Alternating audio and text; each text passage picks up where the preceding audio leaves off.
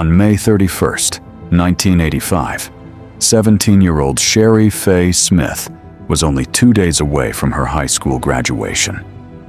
It was a Friday afternoon in Lexington County, South Carolina. Shari had every reason to believe that the next chapter of her life was about to begin. But sometime around 3:15 p.m., she disappeared. Her father, Robert Smith, soon discovered something that made the situation terrifying. Shari's car was still there. The engine was running, but Shari was gone. What followed would become one of the most disturbing kidnapping investigations in South Carolina history. Because the person who had taken Shari didn't simply disappear with her. He called her family. Again and again. And each time he seemed determined to make them suffer. He would eventually tell them where their daughter was. But by then, Shari was already dead.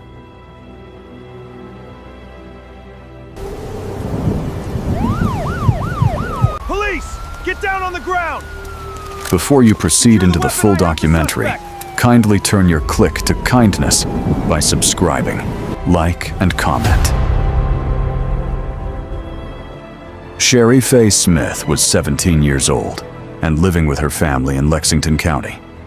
On that Friday afternoon, she had been near the mailbox outside the family's home. Then, suddenly, she was gone. There was no obvious struggle, no abandoned clothing, no immediate explanation, only her vehicle left behind. Her father, Robert Smith, realized something was seriously wrong and began searching for her. When those efforts failed, police were contacted. Soon, local authorities and FBI agents were involved. A massive search began. Neighbors were questioned. Roads were searched. Investigators began trying to reconstruct Shari's final movements. But there was one problem. They didn't know who had taken her. And they didn't know whether she was still alive.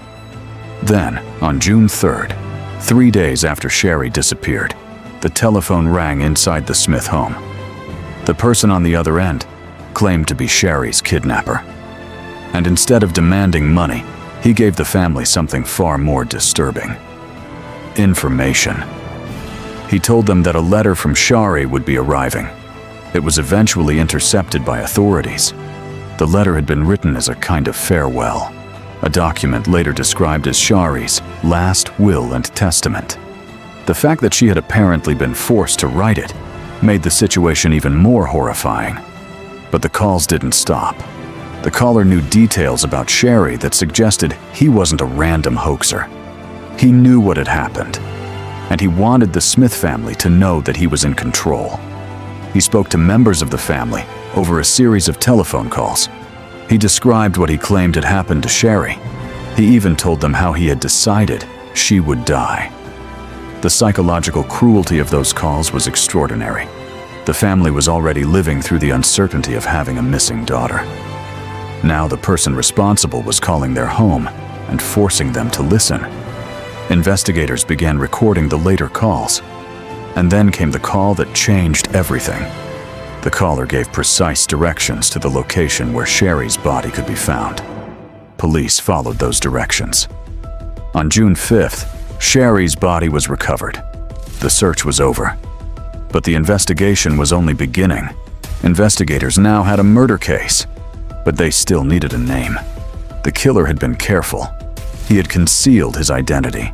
He had communicated through telephone calls, and he had left investigators with limited physical evidence.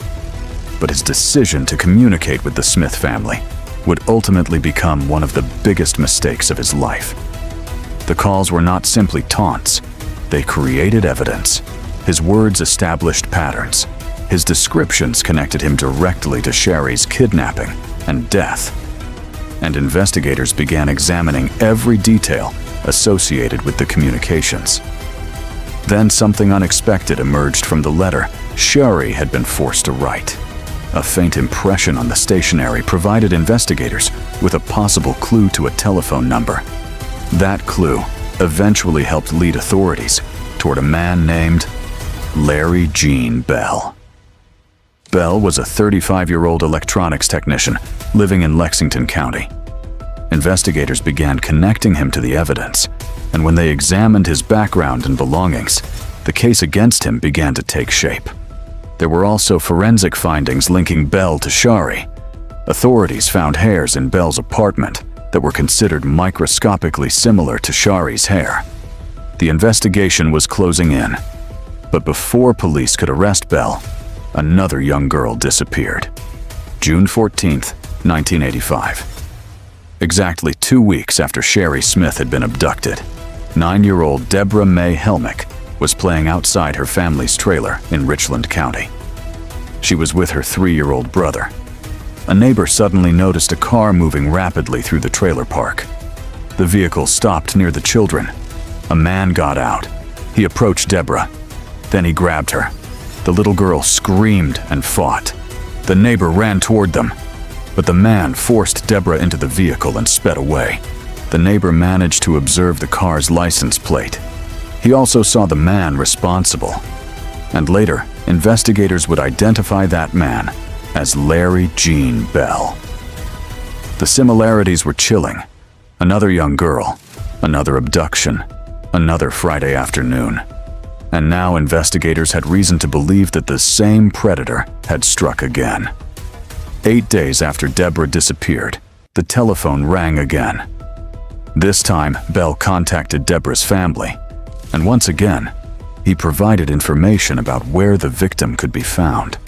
Following his directions, police located Debra's body in Lexington County on June 22nd. The discovery created a devastating connection between the two cases. Investigators could now see similarities between the murders. Both victims were young girls. Both had been abducted from near their homes, and evidence indicated that both had been suffocated using duct tape.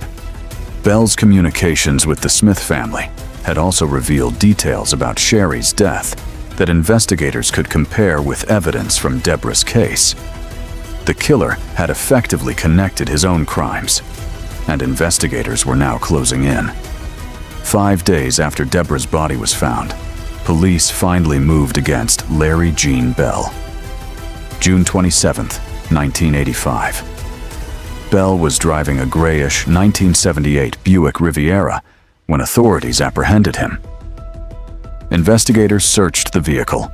Inside the trunk, they discovered something particularly significant.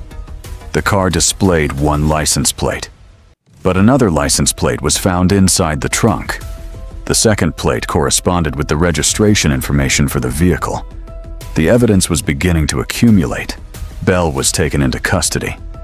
The man investigators believed had spent weeks terrorizing the Smith family was finally behind bars. And the case would now move from the streets of South Carolina into the courtroom. In June 1986, Larry Gene Bell went on trial for the kidnapping and murder of Shari Faye Smith. The prosecution presented evidence connecting Bell to the crime. The telephone calls were especially important.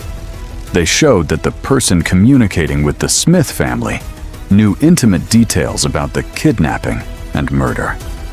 And those calls would later become central to the legal proceedings. The jury convicted Bell. He was sentenced to death. But the legal story was not over.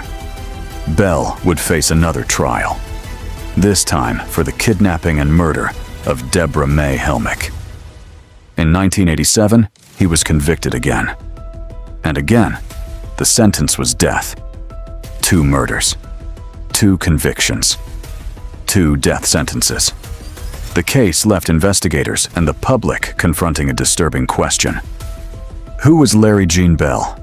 The man who had carried out the murders had also deliberately inserted himself into the investigation. He called the families. He provided directions to the bodies.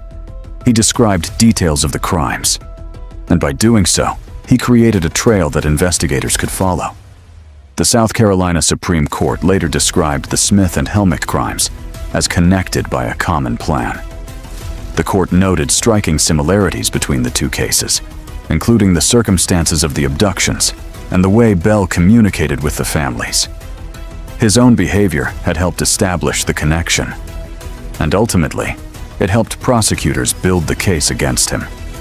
Larry Gene Bell spent approximately a decade on death row. His convictions and death sentences were challenged through the courts. Appeals continued, but the convictions remained intact.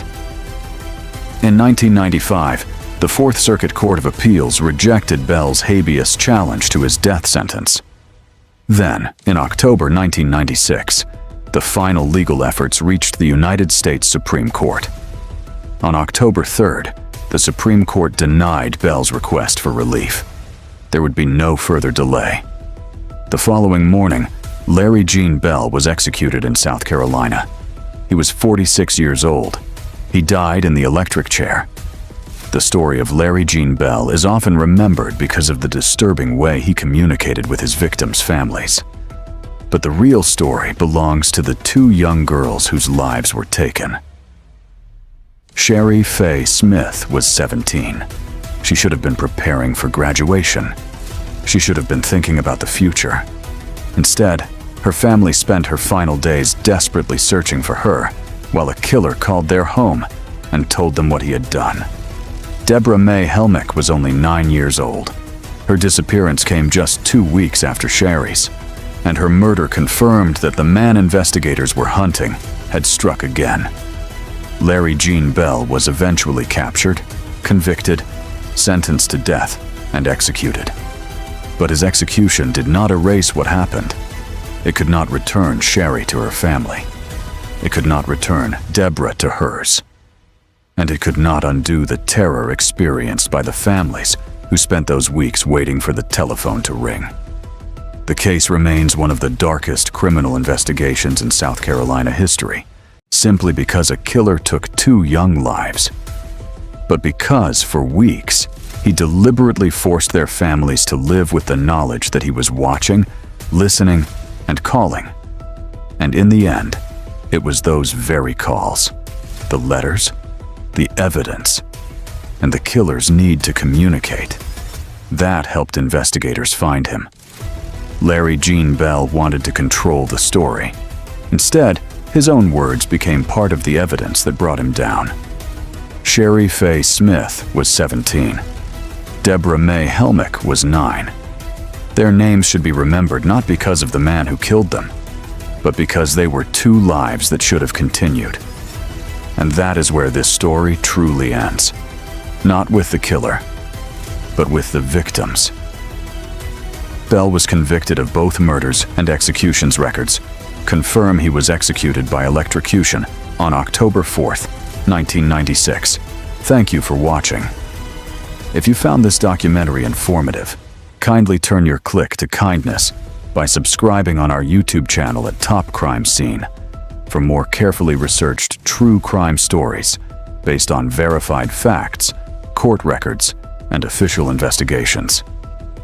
Until next time, stay informed, stay vigilant, and remember that the most unsettling mysteries are often the ones hidden in plain sight.